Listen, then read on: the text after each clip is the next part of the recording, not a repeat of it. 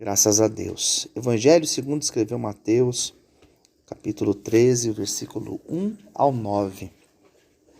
A parábola do semeador. Isso aqui foi uma parábola que Jesus contou para uma grande multidão. Tinha muitas pessoas próximas a ele.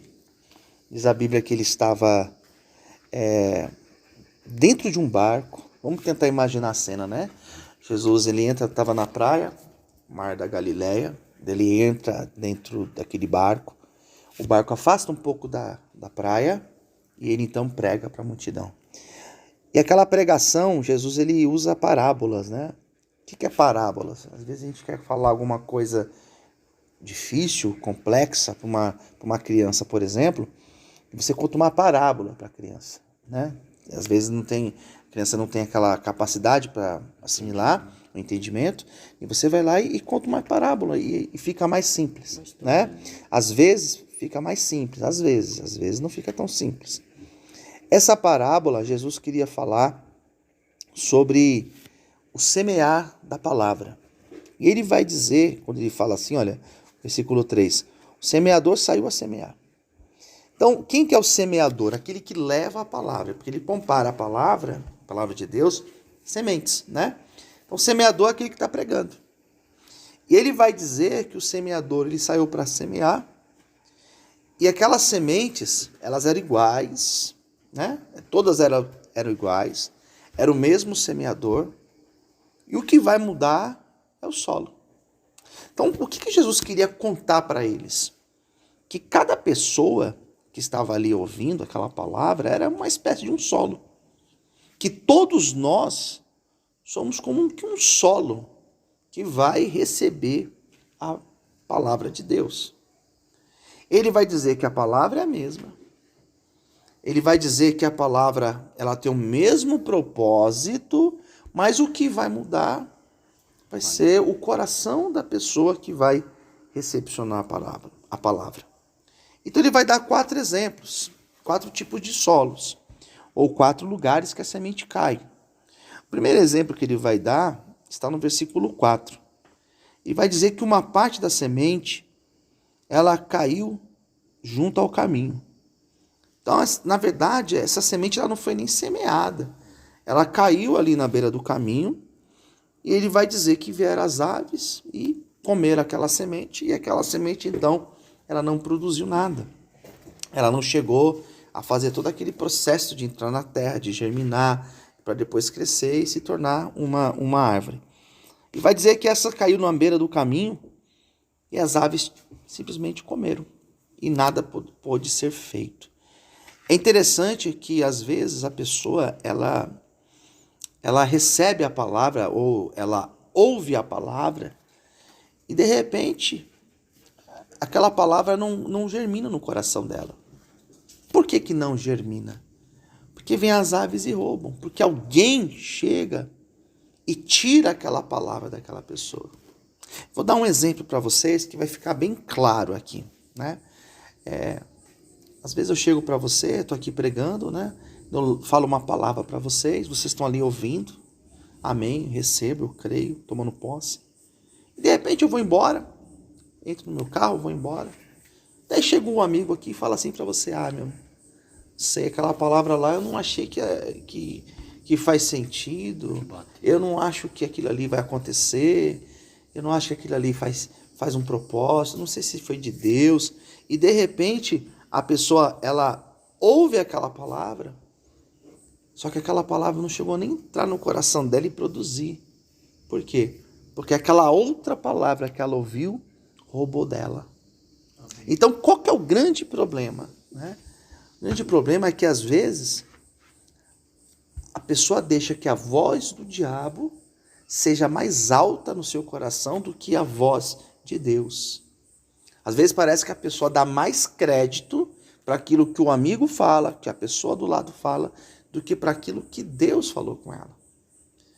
Isso não pode acontecer conosco, porque nós temos que ter convicção daquilo que Deus falou para nós, daquilo que Deus falou no nosso coração. Então, se você ouviu a palavra de Deus, guarda essa palavra de Deus no seu coração. Ninguém pode roubar do teu coração. O diabo não pode roubar do teu coração. A não ser que você deixe ele roubar. Os pássaros podem sobrevoar a nossa cabeça, mas eles só farão ninho na nossa cabeça se nós deixarmos com que eles façam ninho na nossa cabeça. É exatamente isso. A palavra entrou no nosso coração.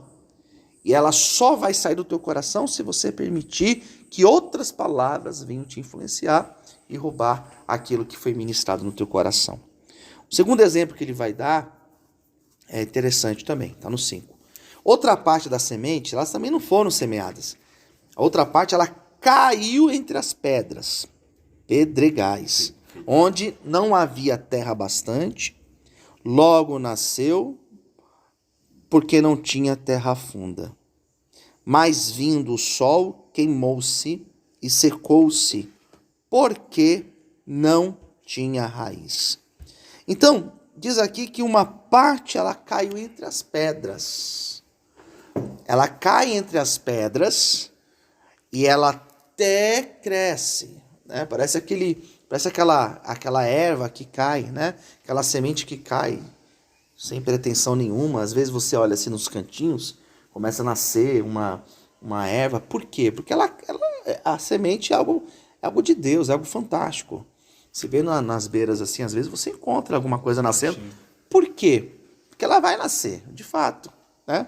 Mas diz aqui que ela não permanece. Porque as raízes não são profundas. Isso aqui é interessante, porque a palavra, não basta você ouvir a palavra.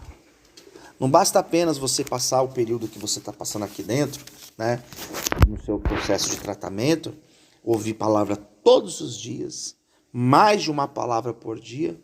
Se essa palavra não produzir raízes no teu coração.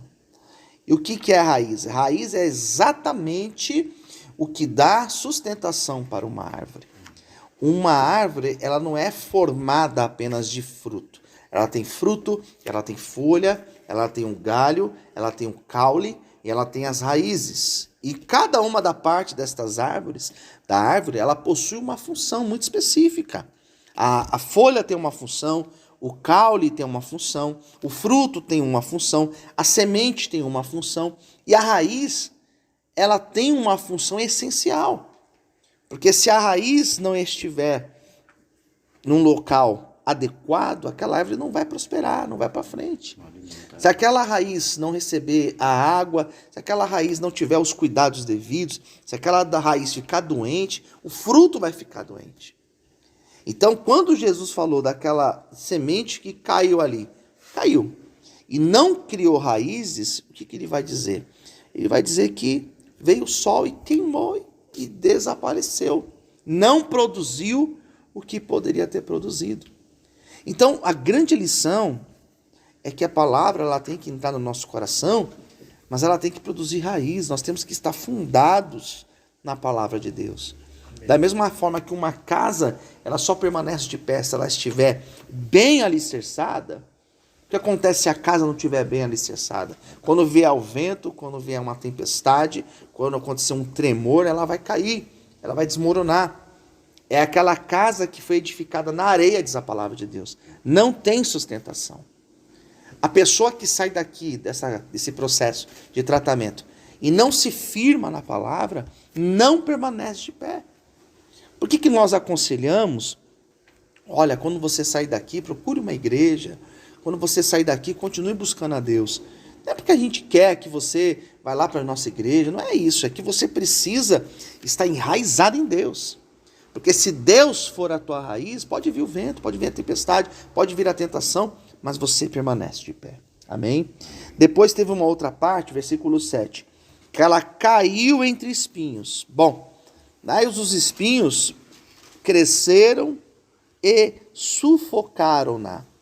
Outra parte das raízes, das sementes, elas caíram entre espinhos e ela não conseguiu produzir. Aqui nós temos esses espinhos. É igual nós pegarmos uma determinada fruta e colocar ali e ela não vai conseguir produzir. Por que ela não vai conseguir produzir?